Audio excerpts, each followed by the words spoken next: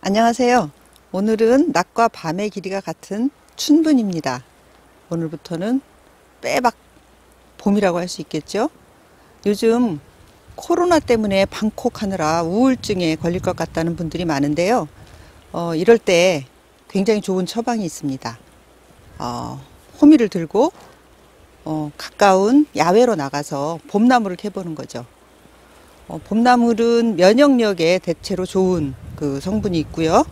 그리고 햇빛을 쬐면서 걷는 것이 우울증을 치료하는 데 아주 좋은 효과가 있습니다.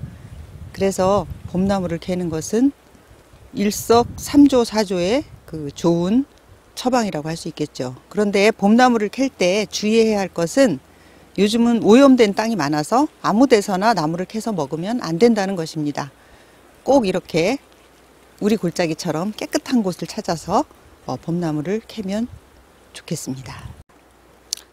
자, 그럼 오늘은 말랭이를 캐러 가보겠습니다.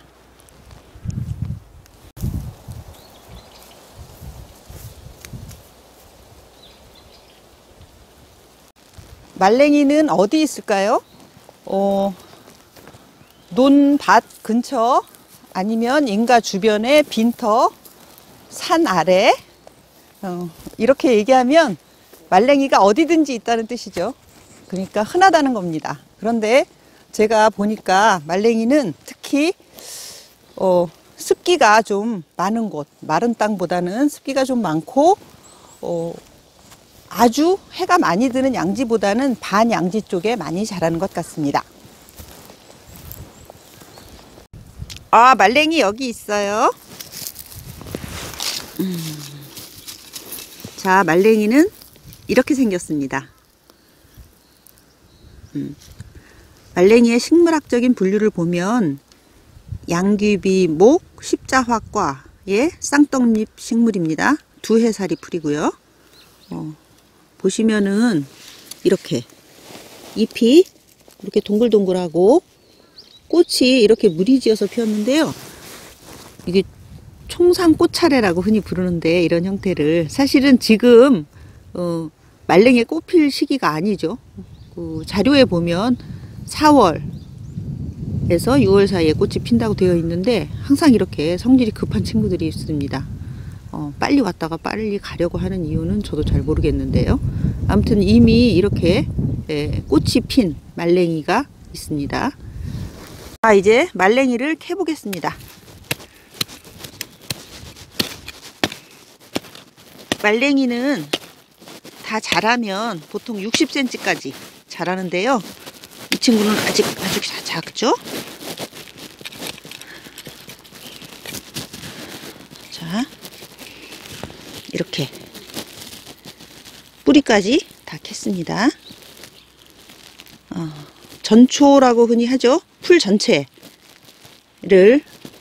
약성이 있다고 하는데요. 지금 이 말랭이를, 이 풀 전체를 성명이라고 하고요. 특히 씨에 약성분이 많은데 씨앗을 특별히 성명자, 그러니까 성명의 차식이겠죠. 네, 성명자라고 부릅니다. 여기에서 그 중요한 약성은 시니그린이라는 성분에서 나오는데요. 이 십자화과를 겨자과라고도 부르는데, 그 시니그린은 톡 쏘는 겨자 맛을 가진 성분입니다. 아직 꽃대가 올라오지 않은 말랭이가 있죠. 두해살이 풀이라서 이 아래 이런 뿌리잎 상태로 겨울을 나는데요. 이때 보면 말랭이인지 구분하기가 쉽지 않습니다. 잎사귀 모양이나 갸름하죠? 이렇게 생긴 것을 주걱처럼 생겼네. 예, 주걱처럼 생겼어요. 그리고 털이 없습니다. 이 친구는. 이 옆에 꽃다지는 보시면 털이 있잖아요. 근데 이 말랭이는 털이 없습니다. 좀 반질반질하고, 네, 그리고 그 두꺼운 편이죠. 잎이. 이런 형태로 되어 있고요. 요 위에도 보시면은 말랭이가 있습니다. 그러니까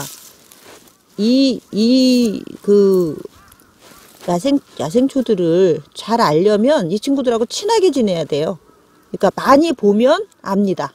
그래서 어떻게 구분하느냐고 자꾸 물어보시는데 친하게 지내라, 많이 봐라, 이렇게 말씀드릴 수밖에 없네요. 물론 이 말랭이도 어린 수는 나물로 먹습니다. 이맘때 나는 모든 그 풀들은 거의 다 나물로 먹을 수 있는데요. 그 나물로 먹을 수 없는 것, 예를 들어서 할미꽃이라던가 산괴불 주머니, 애기똥풀, 이런 것들만 기억하고 있으면 나머지 웬만한 그 풀들은, 야생초들은 다 나물로 먹을 수 있다. 물론 특별히 맛있는 냉이나 달래 같은 것들이 인기가 있는 그런 나물이지만, 이러한 나물들도, 말랭이 같은 나물들도 다 특유의 맛이 있습니다. 그래서 데쳐서 먹어도 되고요, 된장국 같은 데다가 넣어서 먹어도 됩니다. 근데 사람들이 그 말랭이를 구분할 수 있을까요? 지금 다른 냉이와 구분하는 특징이 뭐죠? 냉이도 여러 가지 종류가 있는데요. 뭐 우리가 흔히 보는 냉이, 그 다음에 다닥냉이, 황새냉이, 뭐 미나리 냉이도 있고요. 여러 가지 냉이가 있는데, 냉이의 특징은 이 십자화라고 하는 이 잎사귀, 그 꽃잎, 4개의 꽃잎, 이렇게 4개의 꽃잎을 보면 그 냉이라는 것을 알 수 있고요. 꽃 모양에서 대체로 냉이의 특성을 파악할 수 있습니다. 잎은 다르지만 꽃 모양은 거의 다 비슷하거든요. 그런데 이 말랭이가 약으로 쓸 때 가장 중요한 성분이 시니그린이라고 했는데요. 그것이 그 겨자의 톡 쏘는 맛, 그 맛을 내는 성분입니다. 그러니까 고추냉이나 겨자에는 그 시니그린이 굉장히 많이 들어있죠. 이 시니그린이 항산화작용이라고 해서 그 노화를 방지하는, 그러니까 몸속의 활성산소를 억제하는 작용을 하고요. 그리고 뭐 소화를 촉진하고 간을 좋게 하는 그런 작용도 합니다. 그래서 약용으로 쓸 때는 풀 전체를 말려서 달여서 먹는데요.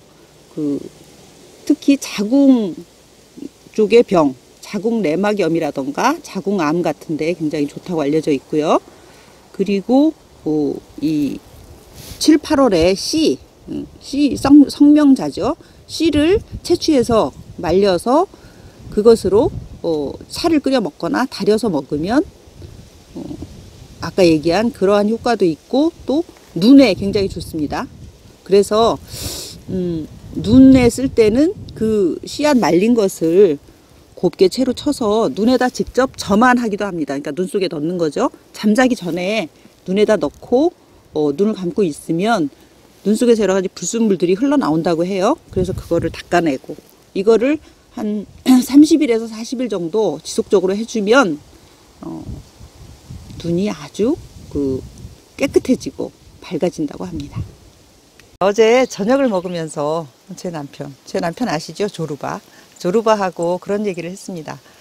야생초의 효능을 공부하다 보면 전부 다 만병통치약이라는 식으로 나와 있는데요. 도대체 그 많은 효능을 옛날 사람들이 어떻게 알았을까? 그랬더니 조르바가 아마도 아주 긴 세월 동안 자신이 스스로 먹어보고 주변 사람들을 이렇게 시켜서 사용하게 해보고, 그 오랜 경험들을 축적하고 기록해서 오늘날 우리가 이렇게 야생초를 유용하게 이용할 수 있게 해준 게 아니냐. 참 그분들의 노력이 놀랍다. 그런 얘기를 했습니다. 잘한다. 잘하는 곳 있잖아. 그런 거 얘기할 때